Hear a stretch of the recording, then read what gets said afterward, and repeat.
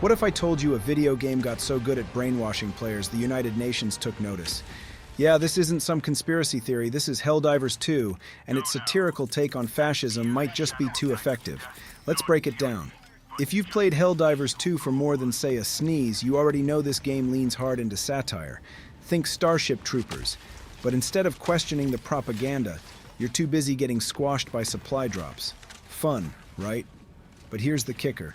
What happens when that satire is so convincing that even players start to question whether they're the good guys?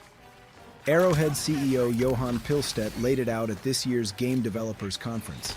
Helldivers 2 is ironic. Players are disposable henchmen fighting under a banner that, doesn't exactly scream freedom. The game was built around the idea of putting players in the shoes of the so-called bad guys from pop culture. But how long would it take before players noticed?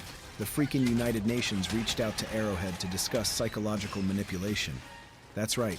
The same people tackling global crises saw Helldivers 2 and went, "Hey, you might be onto something." Pilestedt admitted they asked themselves, could we brainwash an entire community to fight for a fascist state? Turns out, yeah, and not only are players fine with it, they're having a blast. Look, when you make goose-stepping fun, you're playing with fire. The game pulls from the pleasing aesthetics of totalitarian regimes, mixing in shiny patriotism and a little bit of hurrah from the US, the EU, and even, ironically, the UN itself.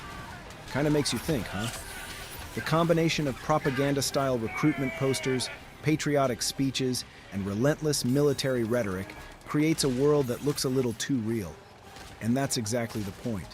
It's not the first time video games have played with the idea of propaganda and manipulation, but rarely has one invited such direct engagement. Players want to fight for Super Earth. They want to drop onto planets and wipe out enemies in the name of democracy, without ever questioning what that democracy actually looks like. And that's where the genius of Helldivers 2 shines. The game makes you feel like a hero, while subtly reminding you that you're really just another cog in a war machine. And the best part? Most players are totally in on the joke.